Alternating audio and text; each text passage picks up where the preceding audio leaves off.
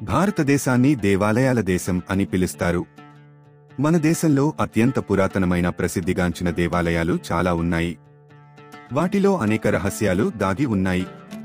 అలాంటి ఒక ఆలయం కర్ణాటకలోని తాలిలో ఉంది. దీని పేరు వేణుగోపాల స్వామి ఆలయం. ఈ ఆలయం కర్ణాటకలోని అద్భుతమైన దేవాలయాలలో ఒకటి. ఇది కర్ణాటకలోని హోసా కన్నంబాడిలోని కృష్ణరాజసాగర్ ఆనకట్ట సమీపంలో నిర్మించబడింది. ఈ ఆలయంలో శ్రీకృష్ణుని వేణువు నుంచి స్వరం వినిపిస్తుందని చెబుతారు. అయితే ఈ వేణునాదం ఎక్కడి నుంచి వస్తుందో ఇప్పటివరకు ఎవరూ కనుగొనలేకపోయారు. ఇదే ఈ ఆలయాన్ని మరమైన ఆలయంగా చేసింది. శ్రీకృష్ణుడు వేణువు వాయిస్తాడు. ఈ ఆలయం కృష్ణసాగర్ ఆనకట్ట సమీపంలో నిర్మించబడింది. ఇక్కడ కృష్ణుడు వేణువు వాయిస్తున్న విగ్రహం ఉంది. వేణువు అంటే మురళి అని అర్థం.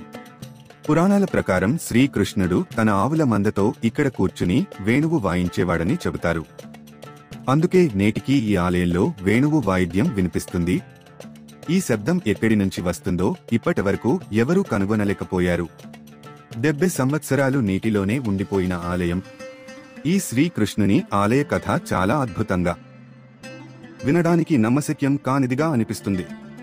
కర్ణాటకలోని హోవా కన్నంబాడిలోని కృష్ణరాజసాగర్ ఆనకట్ట సమీపంలో వేణుగోపాల స్వామి ఆలయం ఉంది. ఈ ఆలయాన్ని హోయసల రాజవంశం నిర్మించారు. ఈ ఆలయ సముదాయం దాదాపు 50 ఎకరాలలో విస్తరించి ఉంది. కేఆర్ఎస్ ఆనకట్ట పూర్తయిన తర్వాత మొత్తం కన్నంబాడి నీటిలో మునిగిపోయింది. దీనితో పాటు ఆలయం కూడా 70 సంవత్సరాలకు పైగా నీటిలో మునిగిపోయింది. ఈ ఆలయ పునరుద్ధరణ 2011 సంవత్సరంలో పూర్తయింది. ఆలయ నిర్మాణం. వేణుగోపాల స్వామి ఆలయ సముదాయం దాదాపు 50 ఎకరాల్లో విస్తరించి ఉంది. ఈ ఆలయానికి 2 వైపులా వరండాలతో కూడిన భవనం ఉంది. దీని చుట్టూ యాగశాల, వంటగది ఉన్నాయి. ఈ ఆలయంలో ఒక వసారా, మధ్య హాలు, ఒక ముఖ్య మంటపం, గర్భగుడి కూడా ఉన్నాయి. ప్రవేశ ద్వారం ఎదురుగా ఉన్న గదిలో కేశవ, కృష్ణుడు విగ్రహం ఉంది. దక్షిణం వైపున ఉన్న గదిలో గోపాల కృష్ణుడి విగ్రహం ఉంది.